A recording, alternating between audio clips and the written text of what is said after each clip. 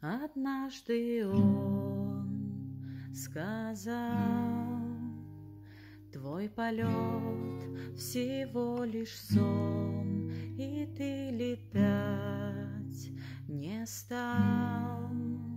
стал таким, как он, и по земле ходить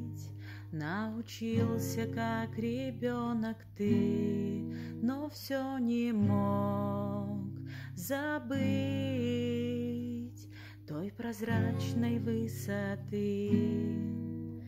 и лететь по белому свету, став одним движением ветра, лететь куда-то вдаль